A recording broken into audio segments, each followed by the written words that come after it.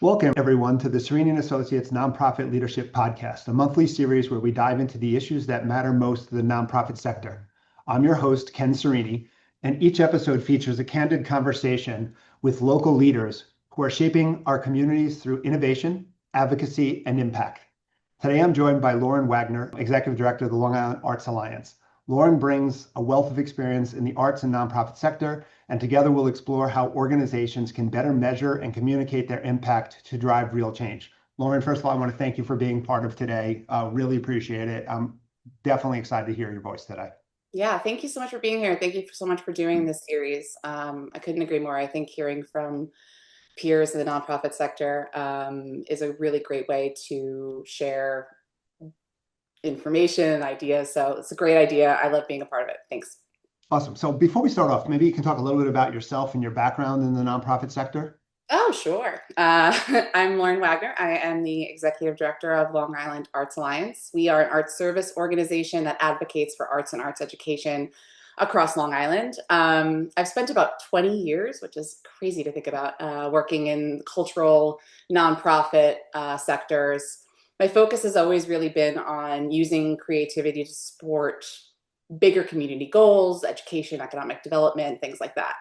I held a master's degree from Johns Hopkins University in museum studies. Fun fact, I've never worked in a museum, which, go fig. I have a bachelor's degree from Wagner College in arts administration. I've worked a million different jobs in a million different types of art spaces, commercial, nonprofit, which have really just kind of like led me to a role where I get to support the entire creative sector. So it kind of all came together. I love working at the systems level. I love nonprofits, even though it's hard work, but that's me. I was on I TV think, I think too.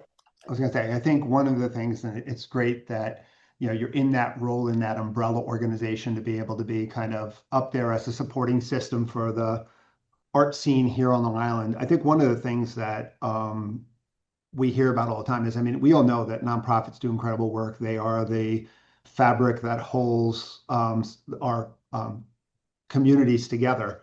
I think there's still a lot of misunderstanding or lack of understanding about just how much they contribute to these communities. I mean, just look at the current administration and the cutbacks that are taking place. What do you think about that? And what do you think the sector needs to do maybe to get their impact better told? Yeah, good question. I think part of it is that nonprofits, like as general like nonprofit leaders, we tend to lead with humility, right? So we're often like so focused on serving others that we kind of forget to tell our own stories. And I'm so guilty of that. So in the arts, for example, notoriously, the arts have always been seen as, nice to have instead of essential. So when in the reality, the creative sector is driving economic activity, right? So we're driving economic outcomes and mental health support, things so much further beyond a mural on a wall. So I think sometimes the best thing to do is to like take a step back and think about how you're impacting and think about the way that you are communicating it. For example, I had a board member say something to me in a board meeting last time because I said, yeah, well, we're a small organization. And she was like, Lawrence, stop saying that. Your impact, the impact of Long Island Arts Alliance is big. It's just me. So capacity wise, we're a small organization, but the Alliance is not a small organization. So just that shift of what she said to me in just communicating that was so helpful because now I go and I'm like, yeah, our organization is actually the umbrella organization. I lead with the grander scale of things. And when they go, oh wow, how many employees do you have? And I say, it's just me. That's like, it's a better conversation starter. So I thought that was really helpful. When we talk about impact and we talk about advocacy and we talk about getting the message out, there are many different layers to that and many different um, places where we need to get that messaging out. You've got, the political arena and trying to get that out to the political arena where they're making cuts and they're making decisions on regulations and all that other stuff. And then you have the individuals in the communities that you serve and getting that message out to the communities. Um, is that messaging the same? Is it different? What should organizations be doing in terms of, and how much of their time should they be dedicating to each?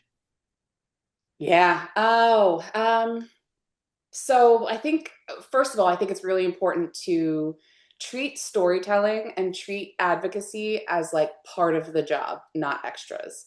That's something that I've really been trying to work on lately. I've been trying to incorporate advocacy in all of our different work, because it's important to continue to try and communicate and change that story around. You've probably heard me say it. I'm like notorious for saying this, that I always go into things like no number without a story and no story without a number. So what that means is that you use the storytelling, you use the human impact statements, all of those, wonderful stories that you have about your organization, but you also have to have that data to back it up. And depending on the room that you're walking into, you're armed with both. So I didn't get into the arts because of its economic impact on my community. I mean, it's great, and that's a huge part of what creates a wonderful ecosystem and a wonderful place to live. But I did it because I'm passionate about it. So naturally, I want to lead with how passionate I am about it and how I've seen the arts impact not only myself but my peers and students. But I have to have that data, those quantitative numbers, to back that up, because sometimes people just want to hear the numbers. I've walked into meetings in Albany, and it's actually the most satisfying thing in the world is watching someone's jaw drop when I say, "Oh yeah, no, arts and culture sector on Long Island, Nassau and Suffolk counties, over $330 million in economic activity. We're serving nearly 5,000 jobs. Like, it's a huge number that makes people go, "Oh, what?" And then they're listening to you. So it's really just like figuring out what they're looking for. So I think it's not a one approach, Yeah, meets so all. so It's that basically extent, it's taking the time to understand your audience that you're going to be talking to, whether for it's sure. um, going up looking for funding from the politicians or going down looking for community support. It's understanding what their needs are and then driving and tailoring your storytelling and, as you said, your numbers Yeah. to tell the story you need to tell. Yeah, absolutely. And it is hard, because the work that we do is so important and there's so much involved with it. I think people really misunderstand the sector, the structure. It's a complicated beast, and Mhm. people tend to not quite understand that. And it's sometimes like sometimes I talk and I'm like, I assume that someone knows what an arts service organization is. Like I assume that they already understand what I do, when in reality, that is probably not the case. So taking a step back again and like reworking and reformatting and really kind of breaking it down to a granular level, and then you're able to kind of tailor that information and that verbiage to your audience. So yeah, listening to your audience. The way I communicate with politicians is very different than the way I communicate with my members. Being an organization that is not super forward facing, like I don't have glitzy, glamorous programs. All of my work is kind of like, it's like percolating on the inside. I'm helping the sector, from within. So there's nothing flashy about the alliance. And that's kind of a good thing, right? If the sector is doing well, that means we're doing our job. Um, and that's a very hard thing to communicate to funders. Like they want to support their local theater. They don't necessarily want to support, us. So it's really just about breaking that down, not assuming people know what you're talking about and what you do. Right. So again, let's stay with impact a second. When you think about impact, you have the micro level impact. That's the impact organizationally that the organization is having on people they serve, or in your case, the organizations you serve and everything else. And then there's the, I guess, global impact or macro impact, the impact you're having on the communities around. Um, how do you, I don't know, I find that most nonprofits or a lot of nonprofits don't really do a good job of collecting the data necessary to talk about the impact they're having, either on a micro or macro level. What should they be doing? What are the numbers that they should be kind of pulling together, and how do you get the data? Yeah. So on a long list of to-do items, data collection often falls to the bottom. As someone who gets a million emails a day, filling out another survey is like, ugh, no one really wants to do it. So I totally get it. It is so important. And it's not, qualitative and or quantitative or qualitative. It's both. It has to be both together. And that can seem really daunting. But numbers help build credibility. Numbers help build transparency. That transparency is important, and using those numbers to fuel your stories is where all of that is really going to connect, and you're going to see a difference. Even small arts organizations, they can track numbers, whether it's attendance, whether it's just open rates. There's one thing that you can do today to look at your organization and say, okay, this is somewhere where we are having impact. Let's just start collecting, a survey at an event, or I've been measuring success very simply. They do it for me already with constant contact. I implemented a new monthly newsletter. I've gone from I think it was like a 23% open rate in the first one in February to 55% open rate as of last week. That's huge growth. That is something that I can show that I'm impacting my base. And it's what I can do. So seriously, like, keep it simple. Use Google Forms, use Excel, use whatever you have in your toolbox already, to track basic outcomes. And adding a question to a feedback form or something like that. It got to start somewhere. For me, the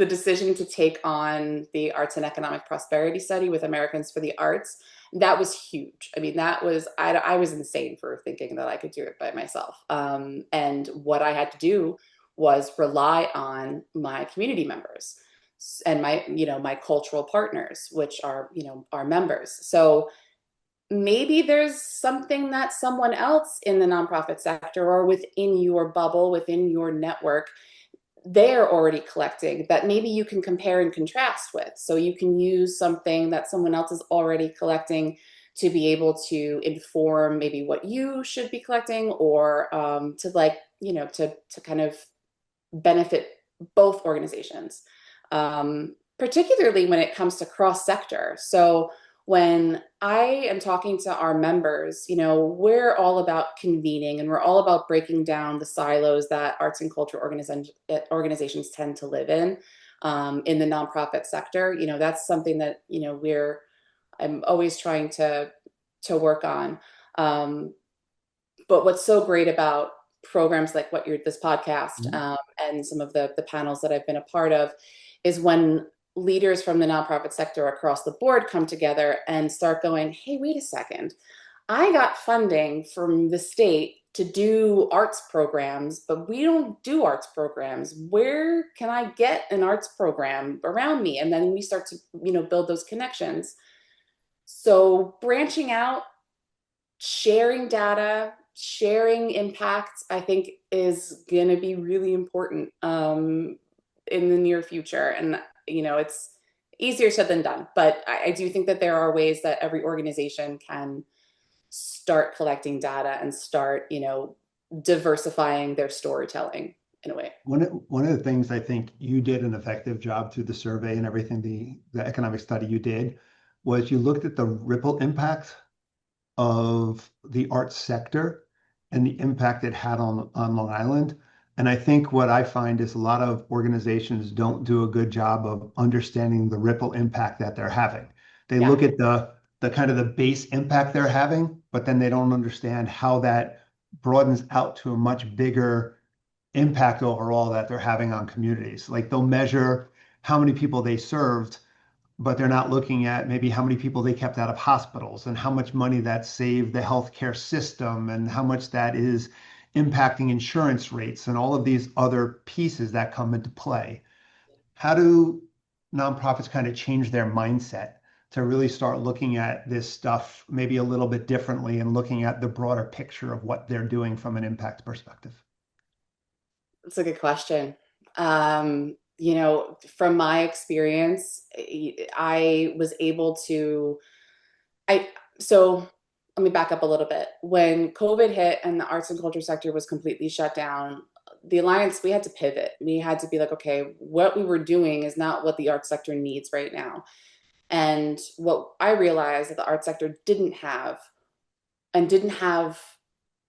the respect for was numbers on our impact economically because it's important.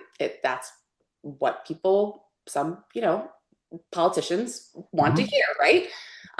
So going back, I kind of was like, all right, we got to do something. And I have used the national data before, based on the entire national survey. I've used those numbers before. And then I realized, oh, Long Island has never had our own numbers before.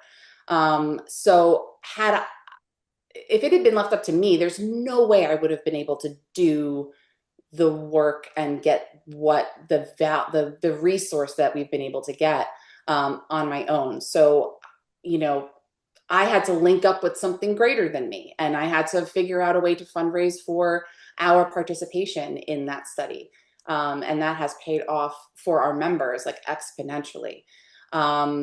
So it's you gotta think about context too, and like, okay, I am not Lauren Wagner, the executive director of Long Island Arts Alliance. I am Lauren Wagner going to attend a play. What do I have to do? I have to get a babysitter. I have to, get gas in my car. I have to go and park down the street. I have to walk in. I didn't eat dinner. Like, take yourself through what that experience looks like and like write it all down.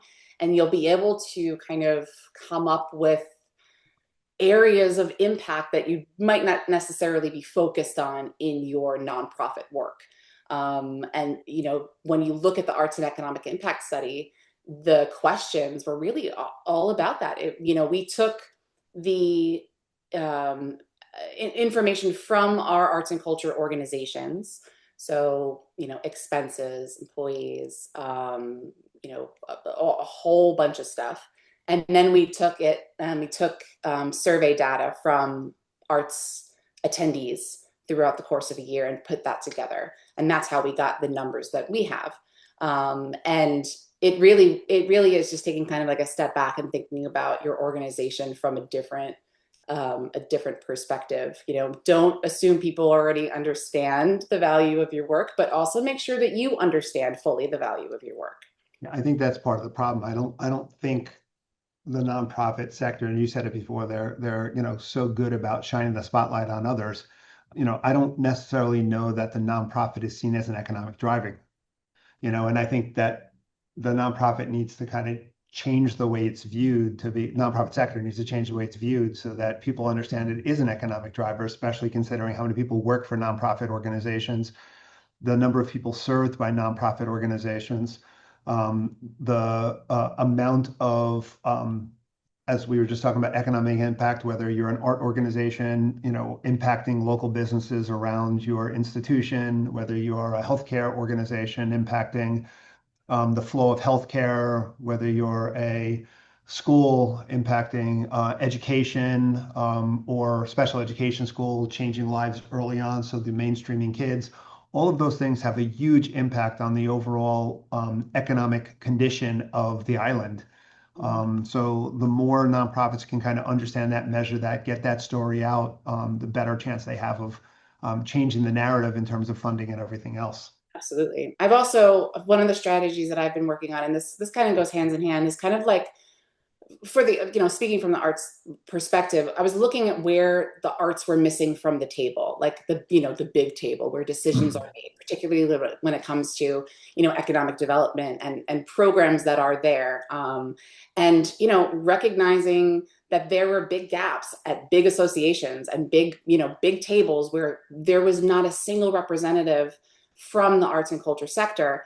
I was able to, make the connections, build the relationships, show why there needs to be a place for the arts on the table. And now I'm very proud to say that I sit on both of those, on the two that I identified as being, such important drivers on Long Island, that the nonprofit sector needs to be involved, and Mhm. particularly the arts in this case. But kind of seeing where those pitfalls are, thinking outside the box when it comes to your programming, and we're nonprofit sector in general is like everybody's on their own lanes and just going, and we're all sort of in a state of panic right now. So it's really, it's really hard. It's very, very hard. But we're not in different lanes. Like we're all on the same road. Have to figure out ways to work together, because I do think there's a need for a greater nonprofit sector impact, report, campaign, whatever it is, that organizations across the board are able to use, not necessarily siloed into, arts or health and human services and things like that. Something that's greater that we can all kind of get behind, I think would be really, impactful. But again, that's a lot of work. Right.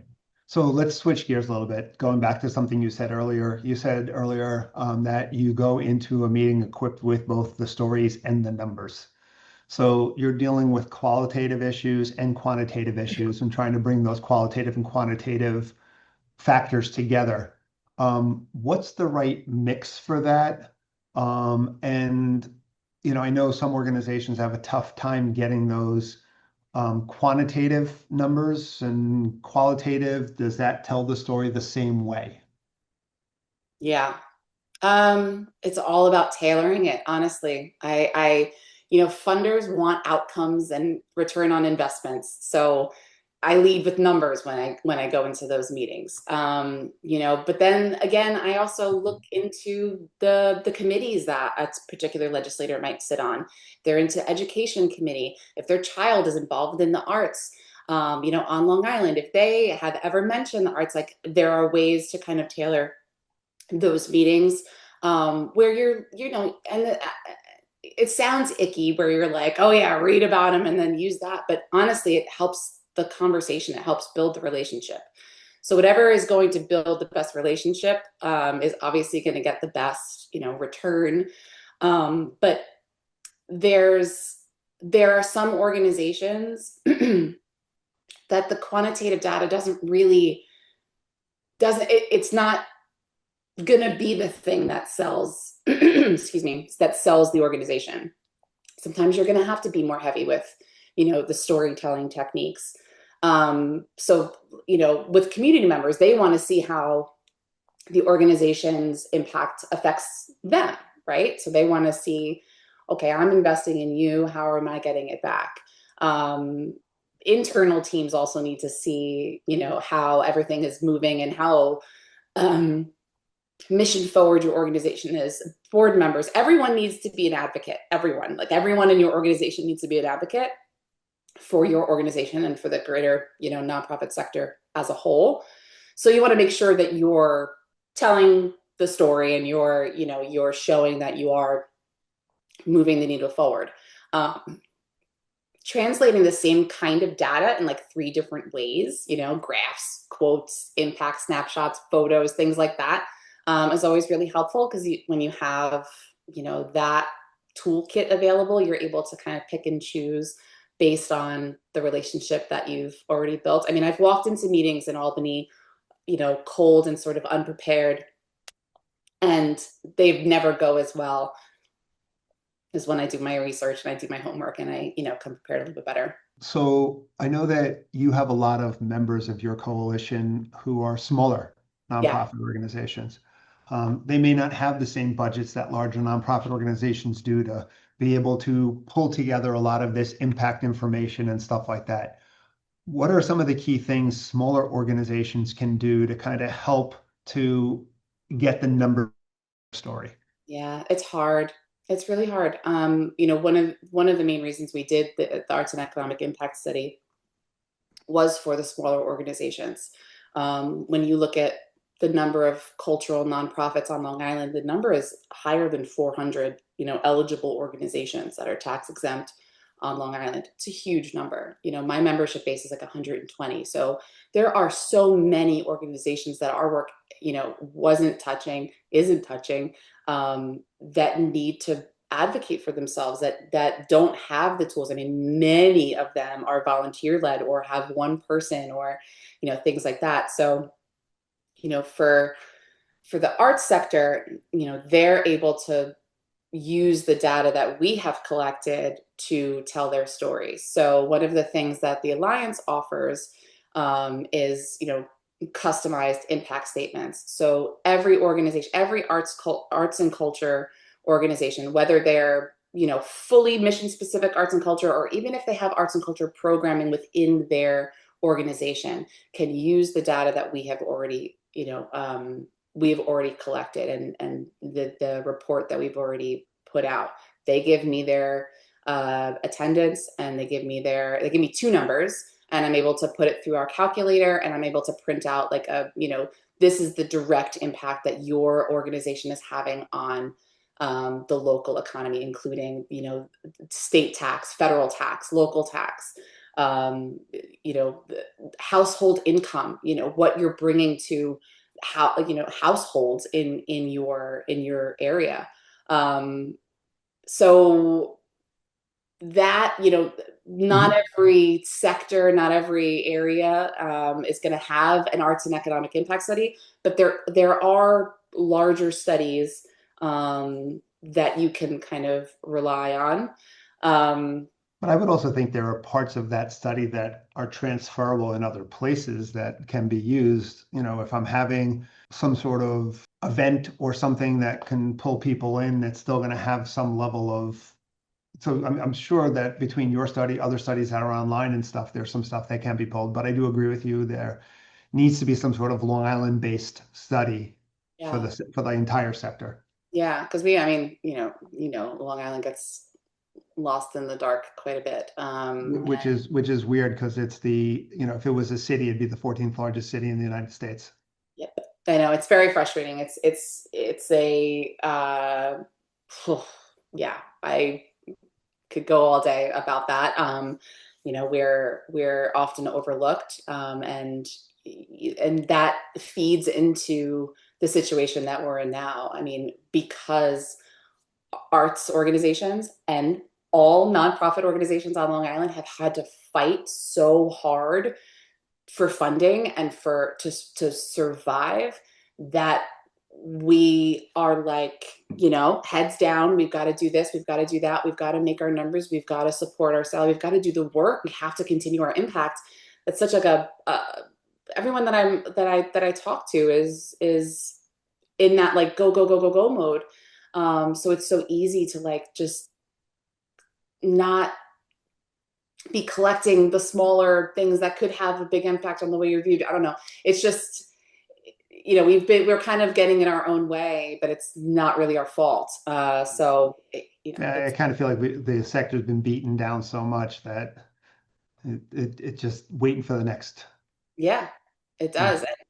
And for the Alliance, for us, like there's always this like concern, or there was this big concern before the Alliance was formed, that like poaching donors, and we're all vying for the same money. And now I think what we've been able to do successfully is create a culture of collaboration across, our organizations. And now it's time to kind of like branch out and incorporate our work with the greater nonprofit sector, because there's other opportunities, funding opportunities, that if we're creative, we can come together and both benefit from. So yeah, smaller organizations, it's really hard for them, particularly because some of the funding that is available, there's they can't even apply for it. Their capacity is so they don't know how to do it, and they're not even able to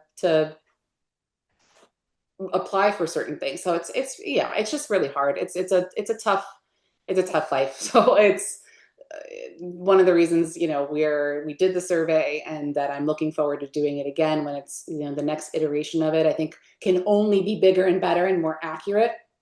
So I hope that all organizations get involved. What are you seeing as maybe some of the common pitfalls that nonprofit organizations should avoid in trying to communicate their impact? I think I may have said this already, but one of the mistakes that I think that we often do is assuming people already understand what you do, like already understand the value of your work. So don't skip the context. Don't use jargon. Don't try and say everything at once. Slow down. Does that answer what I think? Yeah, that's fine. Let me just throw out one last question because we're running out of time. So, for someone who's kind of listening today, are there small steps or easy wins that a nonprofit organization can implement to help build some of the momentum in this area? Yeah, I think there is. Data collection is a bigger beast, so um, it's hard to put something forward and see that return right away. It does, you need to be able to compare and contrast and collect and all of that. But I really do think that a small win is taking what you know about your organization, thinking about it a little bit differently, and scheduling that meeting and starting that advocacy, conversation, starting with your board, honestly, ways that your board can get involved to help collect data. But on the flip side of that, gathering the stories and using the stories to communicate impact is really helpful too, and it's rewarding. When I follow up with scholar artists that we had years ago and learn that they didn't end up going into music performance, but that they took all of the skills that they learned in becoming proficient in music and are now architects. It's a really great feeling to understand those stories a little bit more. So um, you can't assume people know what you're doing. You can't assume that people understand the impact that you have. You kind of have to lead with it in every conversation that you have. I'm going to have it on my business card now. Like I really am annoying when it comes to communicating the impact of the sector. So um, Which is great, and it's important. So anyway, yeah, thank you, Lauren, for joining me today and for sharing your insights on the power of impact in the nonprofit space. This was completely awesome, yeah. and I think you provided some real practical solutions for people. And thank you to our listeners for tuning into our Nonprofit Leadership Podcast. If you enjoyed today's episode, don't forget to like, subscribe, and share. It helps us reach more people who care about strengthening the nonprofit sector. Join us next time as we speak with Ron Abad, Chief Executive Officer of Community Housing Innovations. Until then, I'm Ken Cerini, and thanks for listening. So long, everyone.